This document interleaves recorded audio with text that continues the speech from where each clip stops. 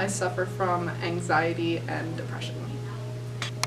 I started feeling depressed when I was 11 or 12 years old in like 6th grade, I believe.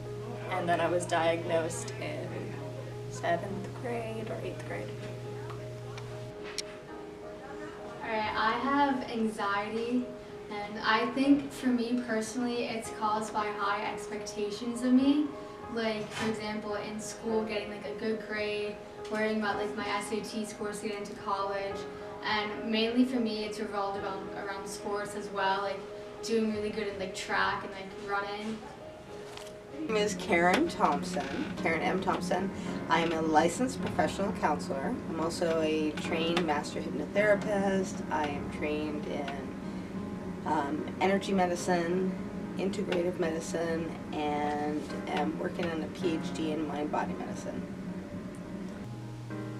I feel that mental illness starts around, for most people, like middle school. It's kind of the end of an era when you start middle school. You're leaving elementary school where everything was kind of carefree and you had all, like, not the stress that you gain once you hit middle school. There's so much more responsibility and expectations placed upon you, and you're kind of thrown into it. They try to prepare you best they can, but a lot of the times, no matter what they do, you're left unprepared and mentally unable to handle it. Why an 8-year-old, 9-year-old, or 10-year-old wants to die right now is considerably concerning. And it's not just one. I work at a school that is coming up, and I have a private practice where it's coming up. And I don't, for a 3rd grader to want to die right now is very concerning. I think the primary cause of mental illness has a lot to do with like how you grow up and the people around you and just your environment. And sometimes it's not even those reasons. That's the thing about mental illness. Sometimes there is no reason for it. It's just how you are and how your brain affects your feelings and your emotions.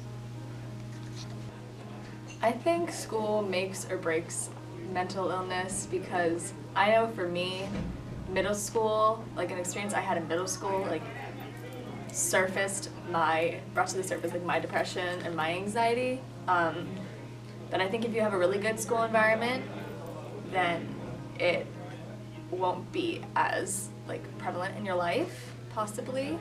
But then also home life will affect it a lot. So if you have an awful home life, then that might bring it to the surface, or not if you have a good home life. But I think school is like the most influential. Schools and teachers can definitely be better by recognizing that there is an issue, because there is, first off. So many kids in high school suffer from things such as anxiety and depression. But I feel like teachers really don't care that much. It's all about deadlines and turning things in on time and getting good grades. And I feel like if they recognize more that some kids have this mental disability, then it would just help everything else out more, like talking to the students about it and like saying like what we can do to help you out. Everyone has problems, but it's all about how you deal with them. And I try not to let things get to me too much where it'll like affect me in my everyday. I try to stay positive all the time. Tell people, I guess, you gotta stay positive, and eventually it'll pass. I think teenage years are very challenging and difficult. However, nowadays there seems to be additional stressors. There's more violence, there's more just disconnection between people. There's a lot that is going down that I think, even if it seems subtle, we're all feeling it. We're all feeling a lot of stress and pressure, and I think it's really affecting our youth.